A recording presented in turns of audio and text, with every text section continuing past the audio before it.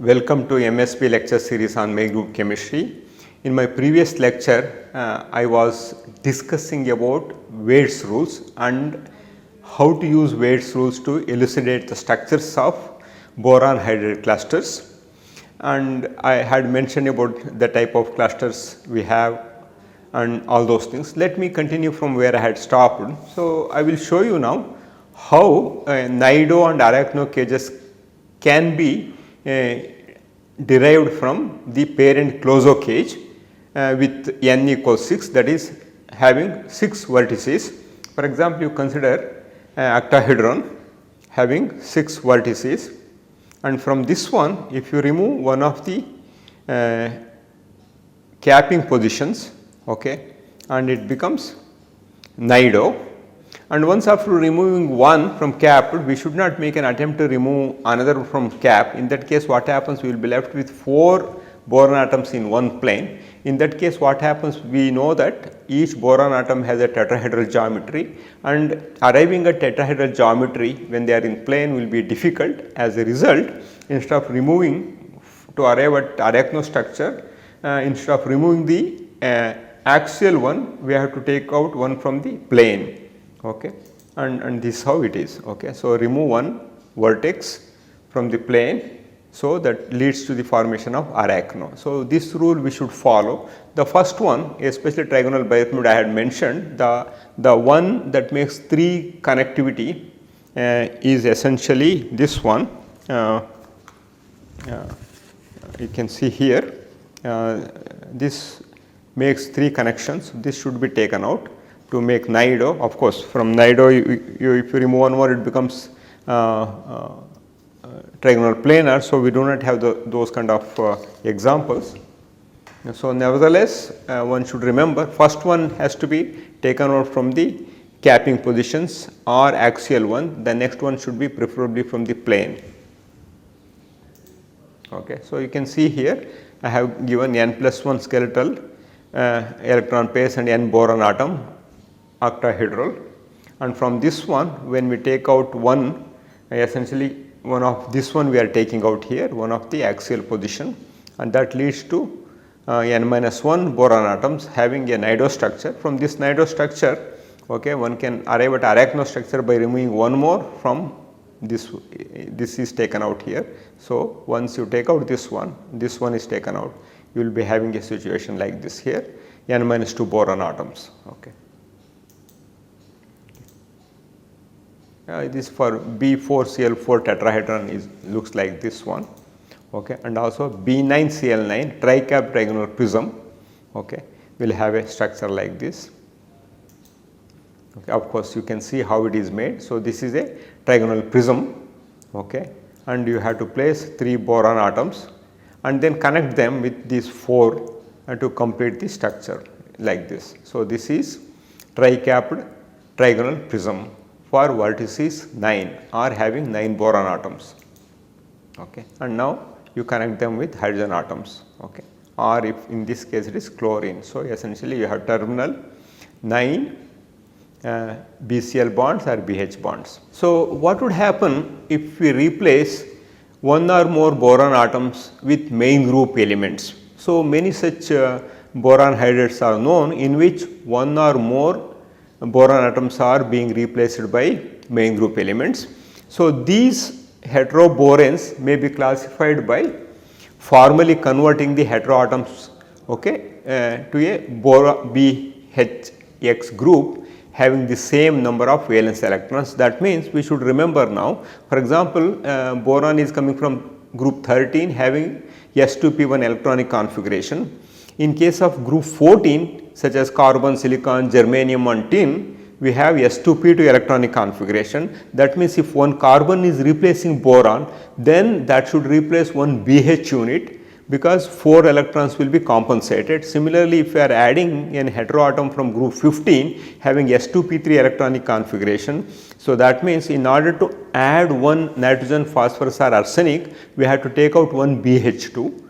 Okay. In case of carbon, silicon, germanium or tin, we have to take out one BH, whereas in case of nitrogen, phosphorus and arsenic, we have to take out a BH2 unit, And in case of sulfur and selenium having s2p4 electronic configuration, we have 3 electrons more. As a result, we have to take out a BH3 unit to incorporate one sulfur or selenium. So, this we should remember. So, S2P1 is for boron. If you are replacing one boron and then if you are adding carbon, so one electron will be added. As a result, along with boron, one H also should be taken out. Similarly, in case of nitrogen, phosphorus, arsenic, when they are coming into the borane, so for each incorporation of each group 15 element, one BH2 unit has to be taken out. Similarly, for the incorporation of each element from group 16, one BH3 unit has to be taken out, so that the number of valence electrons remains same for the cluster formation.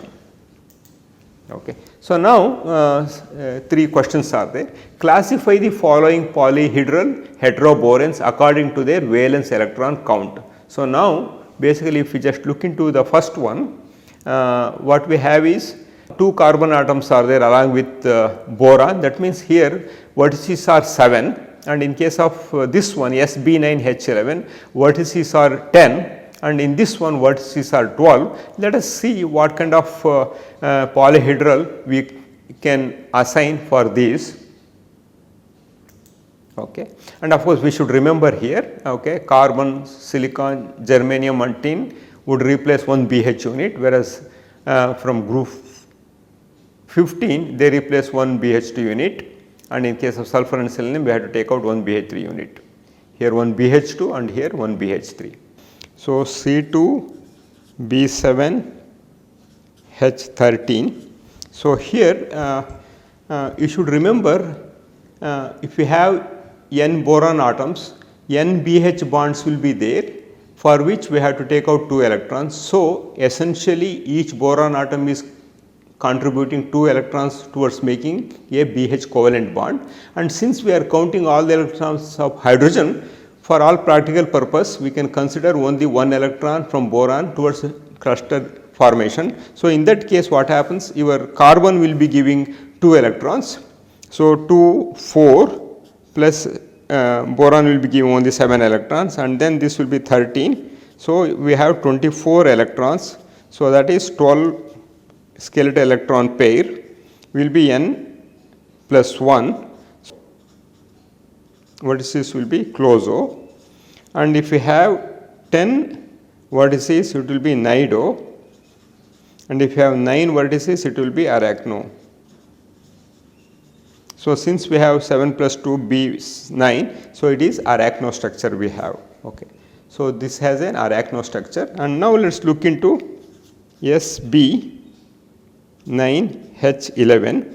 So, in this case what we can do is we can consider 4 from sulfur and 9 from 9 boron atoms, and we have 11 here. So, it will be 24, will be 12 pairs. Okay. So, 12 pairs, this is n plus 1. Okay. If for this one, okay, 11 is closo, okay, and then if it is 10, this is nido. So, structure of this one will be nido. Okay. And similarly, we can consider this one C P B10 H11. So, in this one carbon is giving 2, phosphorus giving 3, plus we have 10 from this one and 11 from this one. So, we have 21 plus 5, 26. So, 26 electrons will be equivalent to 13 skeletal electron pairs. This is n plus 1, okay, and then if you have n, so and n should be 12 n should be closo, and so we have here 10, 11, 12 we have. So, this has a closo structure. So, here 10, 11, 12. So, 12 vertices are occupied by 10 boron atoms, 1 phosphorus and carbon. So, it has a closo structure, and the structure will be icosahedron.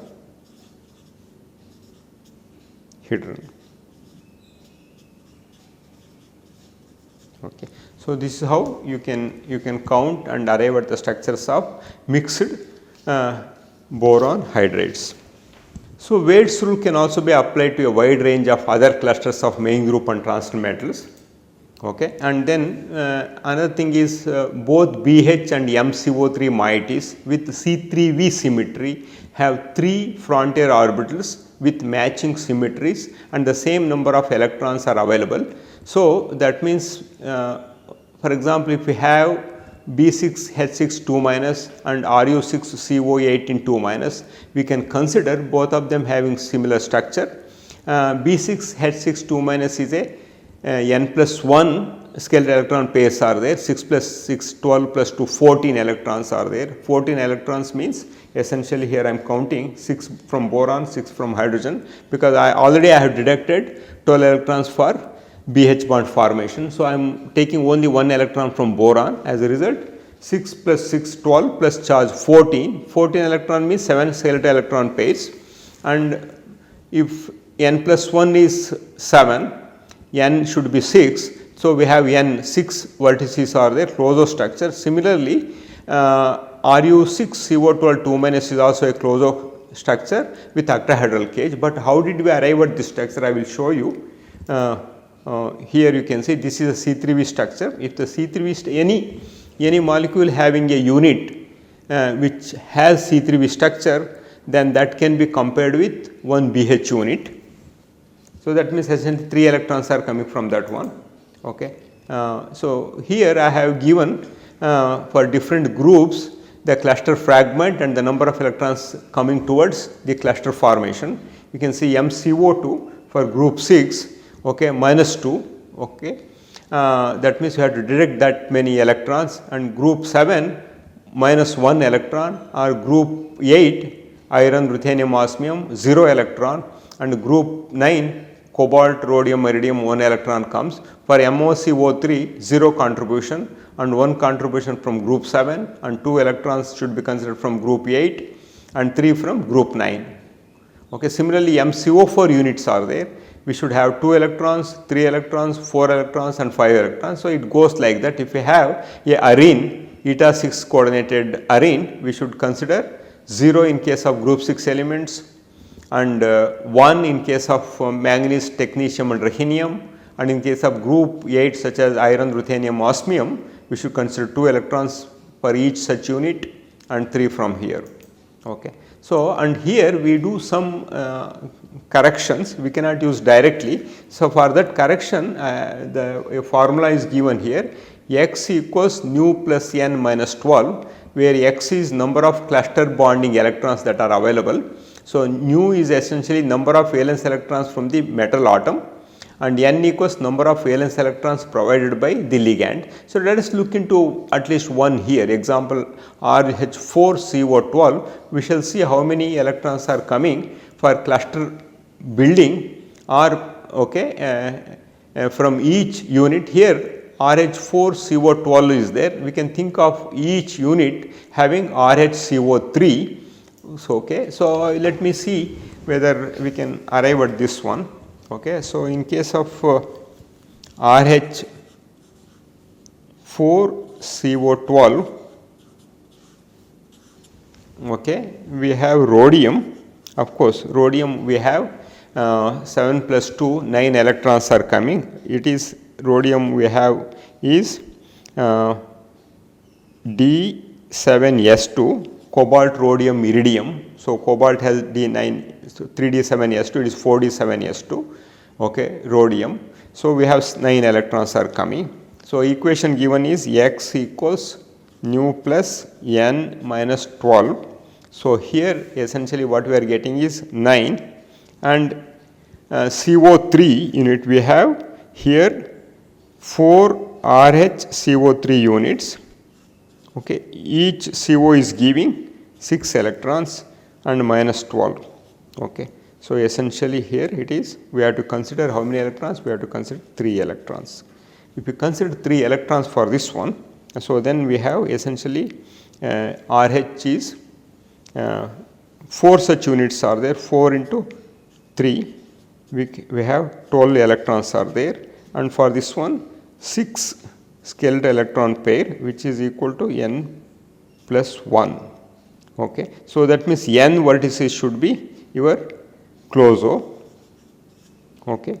And now n closo, that should be n should be 5, okay. This should be TBP, trigonal bipyramidal, and then here we have 4. So, n minus 1 vertices are there, n minus 1 rhodium atoms are there, it should be removal of 1. So, that means essentially we start with a closo structure of trigonal bipyramidal and remove one on this one, then we have a tetrahedral structure where each rhodium will be occupying these 4 corners with having 3 carbonyl groups on each one. Okay. So, that you can see here. So, you can see here. Okay. So, same thing is true in case of iridium 4 also. So, breaks into 4 MCO3 and each one will give 3 electrons towards cluster. So, essentially 12 electrons are coming, and 12 electrons I showed you how 12 electrons are coming, and 6 electron pairs totally, that is n plus 1. So, n equals 5 is closo, we do not have, we have one less. So, it is n minus 1 rhodium atoms we have, it has a nido structure. So, it has a nido structure, and this is how rhodium atoms are arranged in a tetrahedral fashion, and with each one having some bridging and all those things. So, the core structure can be determined using Wade's rules. Okay. And let us look into some of these anions here. Here germanium 4, tin 4, lead 4 are given. Okay. And if you see here, tricap triangular prismatic geometry we have, and in this one we have monocapped square antiprismatic geometry. In one of these case I would show you. For example, let us consider SN5 2 minus. Okay, simply I will consider SN5 2 minus, and let us try to predict the geometry of this one. So, in case of SN5 is from some carbon group. Carbon group what we have is S2 P2 electronic configuration. As I mentioned, 2 electrons you can simply take out for making SN bonds with the neighboring 2 SN atoms. So, we will consider only 2 electrons. If we are considering only 2 electrons, 2 into 5 will be 10 plus 2, 12 electrons are there. 12 electrons are there, and 6 is the skeletal electron pair, that is equal to n plus 1. Okay. So, now n will be 5, n equals 5 will be closo. So, it has a trigonal bipyramidal geometry. So, you can see here it has trigonal bipyramidal geometry. Same thing is true in case of PB 5 2 minus. So, this is how you can consider. So, that means essentially what you should do is just leave the S2 electrons for making 2 SN bonds and consider only the electrons that are coming from p orbital for the cluster building. Okay, that is a thumb rule. You can ignore the s electrons, consider only from the p orbital, no matter which group it belongs to. Okay, let us look into one more example here. Ge9 2 minus. Okay, germanium is also essentially coming below silicon. So, we are getting 2 electrons. So, 9 into 2 plus 2 charge equals 20 electrons. 20 electrons will be 10 skeletal electron pairs. This is n plus 1. Okay. So, if you have n, then this is closo. N vertices should be 9, that is n equals 9. So, we have 9. So, this should be a tricapped trigonal prismatic geometry. So, that we are arriving at the right structure. So, that you can use this one in this fashion to understand the structures. So, before I conclude, okay, let me give the uses of some of the group 13 elements. Okay. So, magnesium diboride is used in superconductors. So, magnesium diboride, that is MgBr2, is a cheap compound that has been known in the laboratory for over 50 years. In 2001, this simple compound was found to have superconducting properties. Jun Akimtsu and his co-workers discovered by chance that MgB2 loses its electrical resistance when cooled, and MgB2 has a simple structure in which the boron atoms are arranged in graphite-like planes with alternating layers of magnesium atoms. You recall I showed you that one. So, this is how it is there. Red one shows boron layer and the grey one shows the magnesium layer. So, alternately they are arranged, magnesium sheet and boron sheet, and with the composition of MgB2. Okay. And this high quality MgB2 can be synthesized by heating fine boron and magnesium powders together around 950 degrees centigrade under high pressure. So, thin films, wires and tapes have since been formed that have potential for applications in superconducting magnets, microwave communications and power applications. A new form of radiotherapy for brain tumors involves the irradiation of boron compounds with low energy neutrons. So, boron neutron capture therapy, also known as BNCT, it involves injecting the patient with a 10 boron labeled boron compound which preferentially binds to tumor cells, and when irradiated with neutrons, the 10 boron undergoes nuclear fission and produces a helium nucleus as shown below, okay, and 7 lithium plus nucleus, and liberates approximately 2.4 MeV of energy. So, here you can see this is the reaction that happens. The most promising boron containing compound for this application have been polyhedral boron hydrates having the composition such as Na2B12S H11SH or Na2B12H12. Okay. And boron carbide is also important and it is in use for in nanoparticles. So, these nanoparticles of boron carbide are introduced into a sample of the patient's own tumor cells, which are then injected back into the patient where they travel to the tumor and deliver the nanoparticles. The nanoparticles have also been coated with a peptide that improves cell uptake and labeled with a fluorescent dye that enables the nanoparticles to be tracked within the body. So, this is another important application. And of course, I have a couple of questions here, and predict the outcome of the following reactions. Okay. You can see here. Of course, here you should remember the relative strengths of the Lewis acidity of various boron halides, and here if you see BF3 NMe3 adduct, when it is reacted with BCl3, you can anticipate the replacement of BF3 by BCl3 simply because BCl3 is a stronger Lewis acid compared to BF3. So, reaction occurs here, and then in case of BCl3 NMe3, so this already a strong adduct, BF3 being a weaker Lewis acid compared to BCl3, there is no reaction. In this case again, NMe3 being a stronger Lewis base compared to SME2 replaces and SME2 comes out, whereas in this one SME2 is a weaker Lewis base compared to NMe3, there will be no reaction. So, essentially you can see in first case reaction occurs, in second case no reaction, here reaction occurs and here no reaction. Okay.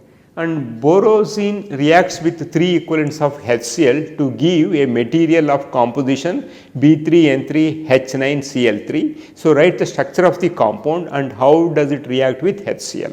So, you should remember in borosine, okay, Bn bonds are polarized with boron carrying plus charge and nitrogen carrying negative charge like this as shown here. Okay. And then, so that means once you polarize, you can notice where exactly Cl will be going and where H will be going. So, since B plus is there, Cl minus will be coming, and N plus is there, H will be, N has lone pair. So, H will be coming here and you form a compound of this type. So, this is the product of the reaction of borosine with HCl. Okay. You can see here, you can see, okay, charge is here. So, automatically you know where HCl is there and it goes and you get that product. So, in this one you can also write the product here in the reaction I showed here, we should be able to write the product. Okay. So, let me complete these reactions. So, BCl3 plus 3 ETOH will give BOET thrice plus 3 HCl, yeah, BF3 plus ETOH gives adduct, there is no nucleophilic substitution, it gives only the adduct, okay, and BCl3 plus 3 PHNH2 gives BNHPH. So, again nucleophilic substitution plus 3 HCl comes out, and BF3 plus KF gives KBF4. It's a ionic salt. So, we should be able to do that one, okay. Or in these cases, if we can also add a base, so that if you add triethylamine hydrochloride precipitates, reaction will be much faster, okay. So, last question, BCl3 is a volatile liquid, suggest a way in which it can be more conveniently handled. So, if it is liquid and it is volatile, it is more reactive, it is very difficult to handle. What we can do is, we can make an adduct, okay, with for example, SME2, we should make an adduct in such a way that we should not use a stronger Lewis base. For example, we can make an adduct with dimethyl sulfide, and an adduct of dimethyl sulfide is a crystalline solid which is very easy to handle, and it is less sensitive towards hydrolysis than BCl3, so that we can handle weighing, all those things we can do it easily, okay. Although F is more electronegative than Cl, why BCl3 is stronger Lewis acid than BF3, I already discussed it with you. So, there is no need to repeat the answer for this one again. So, let me summarize the chemistry what we learned about group 13 elements. Except for boron, other elements such as aluminum to thallium have low electronegativity value and all are metals, okay. Plus 3 acetate dominates the chemistry of group 13 elements. Inert pair effect appears for the first time among p block elements. The plus 1 acetate for thallium is moderately stable. So, I did not give much emphasis to explain inert pair when I was discussing group 13 elements. However, I will explain you in detail the inert pair effect when I start the chemistry of group 14 elements as well as group 15 elements. So, boron forms a large number of neutral and ionic boron hydride clusters as a result of its electron deficiency. All boron trihalides are very strong Lewis acids, and NaBH4 sodium borohydride and lithium aluminum hydride find application as very useful reducing agents in inorganic as well as organic synthesis. So, with this one, okay, I am concluding the chemistry of group 13 elements. Have a nice time reading inorganic chemistry. Thank you.